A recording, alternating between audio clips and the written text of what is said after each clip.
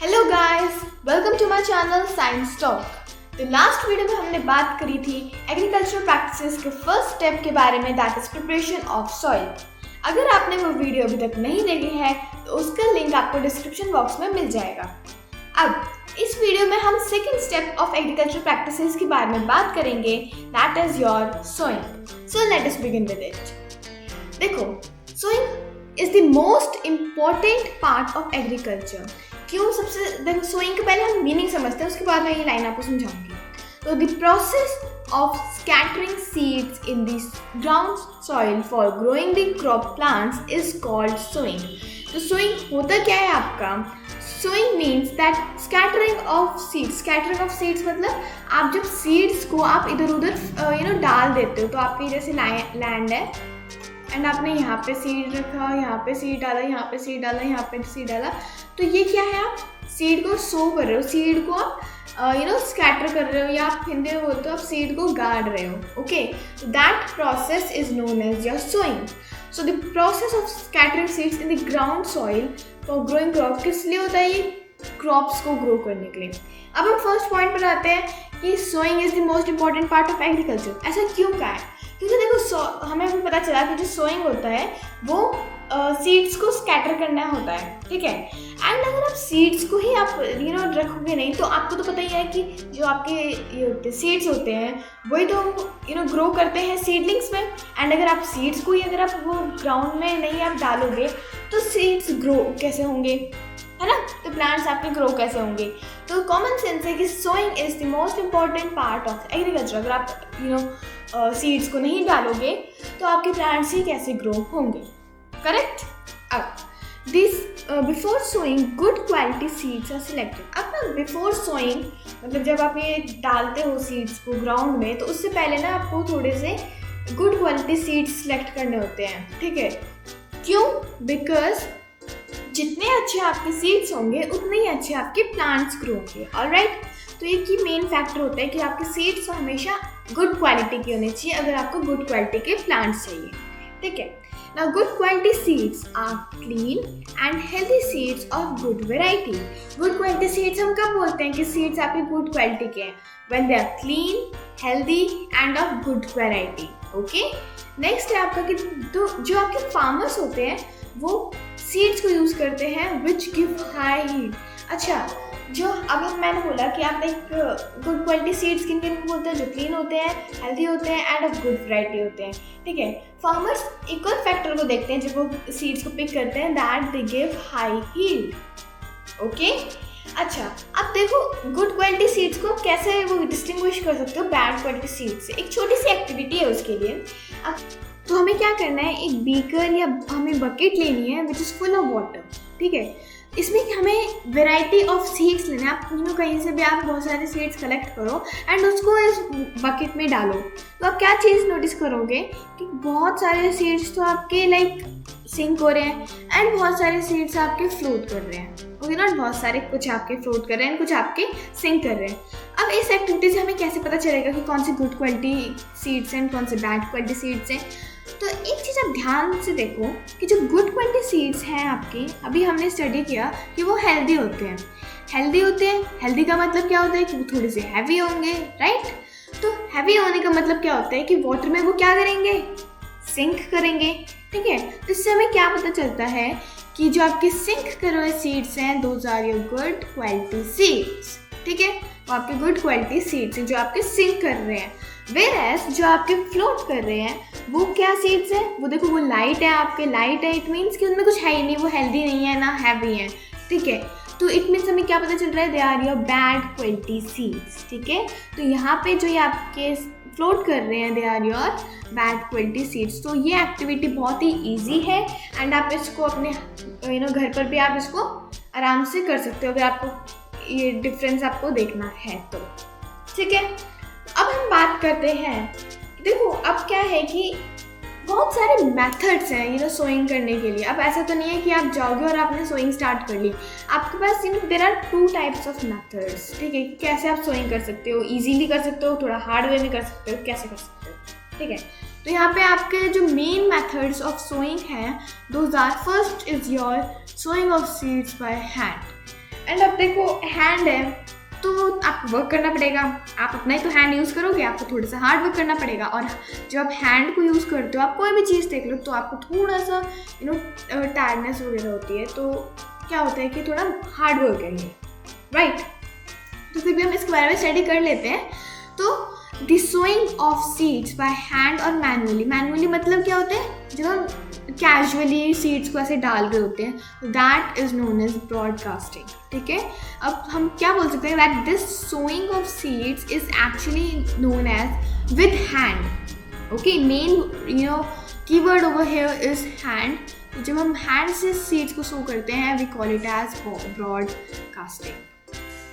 Alright, अभी आप broadcasting इसको आप वेदर कास्टिंग पर लेकर जा रहे होगे, बट हम अभी सीड्स के बारे में स्टडी कर रहे हैं। ऑलराइट, तो अब देखो here the seeds are taken in hand. अब इसमें देखो क्या होता है, सिंपल आपका हैंड से आप सीड्स को सो कर रहे हो, तो इससे आपको वर्ड से ही पता चल रहा है कि आप सीड्स को लोगे और आप उसको अपने फील्ड में या जहाँ पे भी आपको डालना होगा वो वहाँ पे आप ऐसे स्कैटर कर दोगे, आप उसको फैला दोगे और वो ऐसे फैल जाएंगे, ठीक है। तो वही चीज़ है यहाँ पे, the seeds are taken in hand and gradually scattered in the entire ploughed field. तो आपने ये जो फील्ड है, ये आपकी प्लोड है, ठीक है।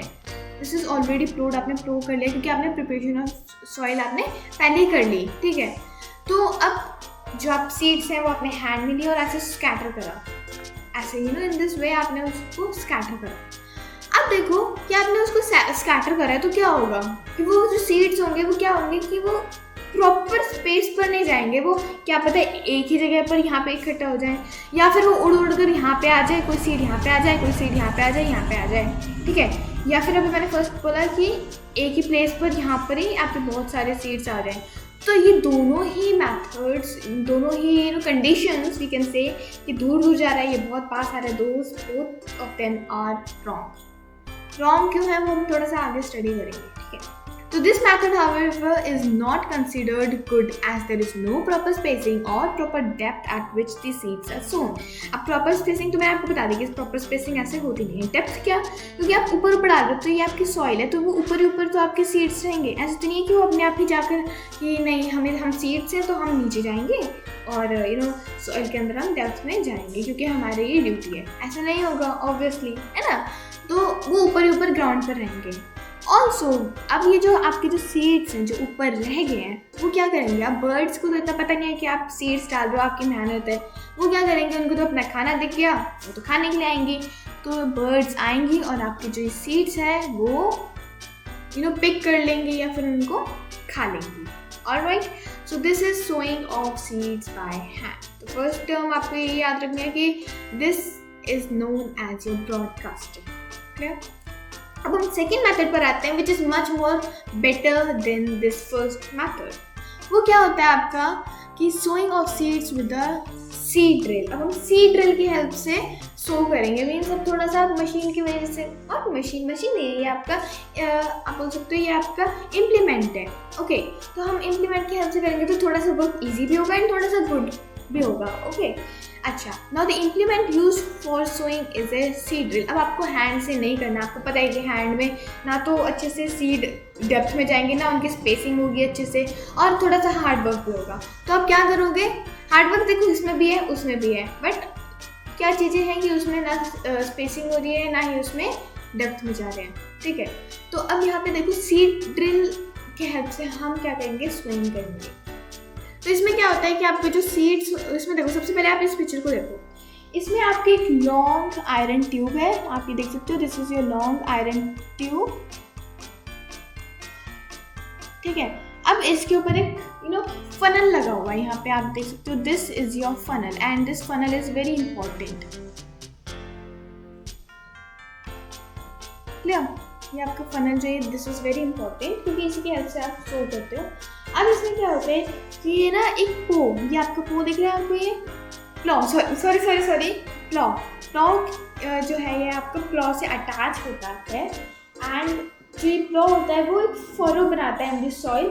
फरो मतलब क्या, यहाँ पे जैसे ये भी आप देख सकते हो ये सॉइल बिल्कुल भी अच्छी नहीं है, तो ये क्या करेगा, इसको स्ट्रेट करेगा और प्रॉपर प्रिपेयर करेगा। तो इसमें क्या होता है कि आप प्रिपरेशन ऑफ सॉइल के साथ साथ ही आप सोइंग कर रहे हो। ओके, बेसिकली ये मीनिंग है, ठीक है।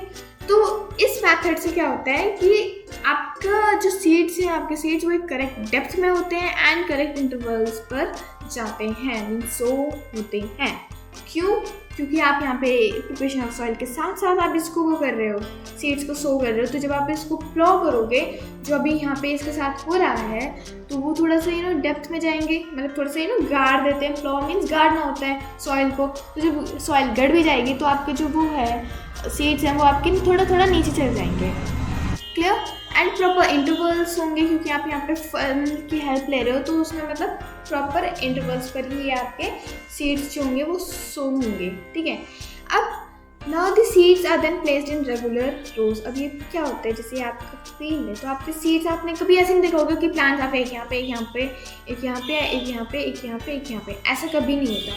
तो क्या होता है, एक प्रॉपर लाइन में लगे होते हैं दिस वे। ठीक है, सीड्स आप प्रॉपर प्लांट्स हम बोल सकते हैं, प्लांट्स आपके प्रॉपर लाइन में लगे होते हैं। ठीक है, then because the seeds are sown. अब ये ऐसा क्यों होता है?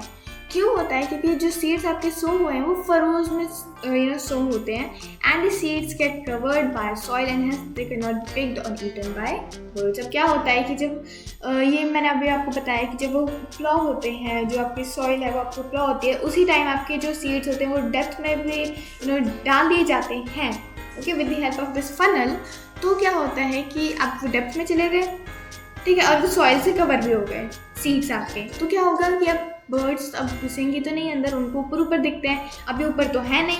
तो क्या होगा कि आपके जो ये बर्ड्स हैं वो इनको ना ही पिक कर पाएंगी ना ही खा पाएंगी। ठीक है, अब इससे क्या होता है, देखो ये it saves time and labour. क्यों? क्योंकि आपके इसमें 2 वर्क एक ही वर्क में हो रहा है।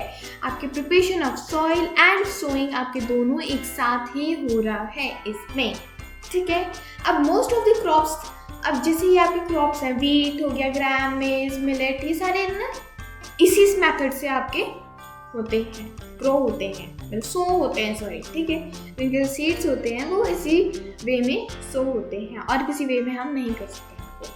क्यों? क्योंकि ये थोड़ा सा टाइम एंड लेबर आपकी हेल्प करती है, वेरएस इनको ग्रो करने में टाइम और लेबर लगती है। तो जब आप जहाँ पर आप इनको कर पा रहे हो, सेव कर पा रहे हो, तो हम वहीं पे उसी मेथड का यूज़ करते हैं। ठीक है, क्लियर? अब हम आते हैं कुछ प्रिकॉशंस ऑफ सोइंग सॉइल। अब देखो आप सो करे जा रहे हो, लेकिन आपको पता नहीं है प्रॉपर वे में कैसे सो करना है। अभी तो हमने 2 मेथड्स देख लिए, अब प्रॉपर वे में कैसे इनको सो करते हैं वो हम preparation of precautions of soil से, सोइंग ऑफ सॉइल से हम इसको जानेंगे। तो सबसे फर्स्ट आपका जो है पॉइंट है, that is the seed should be sown at right depth in the soil suitable for germination. अब ये जो है पॉइंट, ये हमने पहले भी डिस्कस कर लिया है। क्या बोल रहा है ये कि जो आपके सीड्स होते हैं वो हमेशा एक प्रॉपर डेप्थ में आपके वो होने चाहिए, लाइक ये आपकी सॉइल है तो प्रॉपर डेप्थ में आपके अंदर होने चाहिए, सो होने चाहिए। ठीक है, क्यों? देखो अगर ये ऊपर रहेंगे, यहाँ पे रहेंगे, तो अभी हमने स्टडी करा कि जो आपकी बर्ड्स होंगी वो आएंगी और इनको खा जाएंगी। वेरएस अगर ये बहुत ज़्यादा ही अंदर होंगे तो इनको तो ब्रीथिंग कर ले तो ये बहुत प्रॉब्लम होगी, because they are also living beings. अब इनको अगर रिस्पायर नहीं कर पाएंगे they will die ultimately, right? तो हमें प्रॉपर डेप्थ हमें करनी होती है, that is this much depth. ठीक है, इस डेप्थ पर हमें इनको सो करना होता है। तो सुटेबल फॉर जर्मिनेशन मतलब कि जर्मिनेट करने के लिए प्रॉपर डेप्थ आपको उस पर ही आपको उनको सो करना होता है। नेक्स्ट सेकंड पॉइंट होता है आपका कि the seed should be sown at right intervals और स्पेसिंग। अब क्या होगा कि ये भी हमने पॉइंट अभी थोड़ी देर पहले ही डिस्कस करा कि राइट इंटरवल्स और स्पेसिंग पर ही हमें वो करना होता है। अब देखो क्या हुआ, आपने स्कैटर कर दिया, हैंड से स्कैटर कर दिया सीड्स को, तो वो इतने पास आ जाएंगे, इतने पास वो सीड्स लगेंगे। अब इनको ना तो प्रॉपर न्यूट्रिएंट्स मिल पाएंगे क्योंकि इनके पास स्पेस ही नहीं है इतनी अच्छी। तो जब ये जर्मिनेट करेंगे तो क्या होगा, प्लांट्स को ना तो प्रॉपर न्यूट्रिएंट्स मिलेंगे, ना वाटर मिलेगा, ना मिनरल्स मिलेंगे, ना सनलाइट मिलेगी। तो इससे क्या होगा, they will die ultimately, right? तो वो हमें अवॉइड करने के लिए हमें इनको प्रॉपर स्पेसिंग इंटरवल्स पर हमें इनको रखना होता है। अब मैंने यहाँ पे बोला कि ये क्लोज है तो ऐसी दिक्कत हो रही है। अब सिमिलरली अगर बहुत ज़्यादा ही ऐसे दूर होंगे कि मैंने इनको मुझे प्रॉपर स्पेसिंग देनी है, और इतना दूर आपने इनको कर दिया, तो इससे क्या होगा, आपकी जो फील्ड है वो तो ख़राब हो रही है, वेस्ट हो रही है, राइट। तो हमें वेस्टेज ऑफ फील्ड भी नहीं करनी, हमें उसको प्रॉपरली यूज़ करना है। क्लियर। नेक्स्ट आपका थर्ड पॉइंट आता है, that is the seed should not be sown in dry soil. अब ड्राई सॉइल में सोन नहीं होनी चाहिए। क्यों नहीं सोन होनी चाहिए? क्योंकि आपके जो ये सीड्स हैं उनके लिए ग्रो होने के लिए मॉइस्चर इज़ वेरी इंपॉर्टेंट, ठीक है। क्योंकि जैसे आप पानी पीते हो, आपको पानी चाहिए for getting energy. Similarly moisture आपके जो सीड्स होते हैं उनको वाटर देता है, ठीक है। अगर सीड्स को वाटर नहीं मिलेगा तो they will die, right. Now, last but not the least point is that the seeds should not be sown in highly wet soil. तो इससे देखो थर्ड एंड फोर्थ पॉइंट से हमें क्या पता चलता है कि सॉइल जो सीड्स होनी चाहिए वो प्रॉपर सॉइल में होनी चाहिए, ना ज़्यादा ड्राई होनी चाहिए, ना ज़्यादा वेट होनी चाहिए। क्लियर। अब ऐसा क्यों होना चाहिए? क्योंकि अगर जो आपकी सॉइल है ना, एक चीज़ होती है कि जो आपकी जो सॉइल है वो अगर बहुत ज़्यादा वेट होगी तो उससे क्या होगा, आपकी जो ये सॉइल है बहुत ज़्यादा हार्ड हो जाएगी। क्या हो जाएगी? आपकी सॉइल हार्ड हो जाएगी। क्लियर। अब हार्ड होने की वजह से क्या होगा कि जो जर्मिनेशन है वो प्रॉपर हो ही नहीं पाएगी। क्यों नहीं हो पाएगी? क्योंकि जो आपका प्यूम्यूल होता है वो आप आप नेक्स्ट क्लासेस में रीड करोगे, तो जो आपको मैं सिंपल वर्ड्स में बोल देती हूँ कि सीडलिंग्स होती हैं आपकी, वो तो आपके ग्राउंड से बाहर आ ही नहीं पाएंगी। जैसे आपकी सॉइल है आपकी बहुत ज़्यादा हार्ड होगी, तो अब ये यहाँ पे आपका सीड है, ये अभी थोड़ा थोड़ा ट्राई करेगा, लाइक ये जर्मिनेट कर रहा है अब ये, तो थोड़ा थोड़ा ट्राई करेगा, लेकिन ये तो बाहर आ ही नहीं पाएगा, राइट। आ नहीं पाएगा ना, क्योंकि यहाँ पे तो सॉइल जो है ये बहुत ज़्यादा हार्ड हो गई है, तो ये तो बाहर ही नहीं आ पाएगा। तो अभी अंदर क्या होगा? Die, it will die. One more thing that अगर ये आपके बहुत ज़्यादा हार्ड है तो इसको एयर तो मिल ही नहीं पाएगी, एयर तो पास ही नहीं हो पाएगी, राइट। अब एयर अगर पास नहीं हो पाएगी तो ये रिस्पायर नहीं कर पाएगा, जो आपका सीड है that it will not be able to respire, तो उससे भी क्या होगा? It will die ultimately. तो आपको ये 4 पॉइंट्स जो हैं ये आपको बहुत ही अच्छे से याद रखने हैं when you are sowing seeds. तो आपके 4 कंडीशंस प्रॉपर होनी चाहिए, ठीक है। तो for today thank you so much for watching my video, this was it. And अगर आपको ये वीडियो अच्छी लगी हो so please like it and share it, and please don't forget to subscribe my channel and click on the bell icon so that आपको new videos के update मिलते रहें। Take care, bye bye.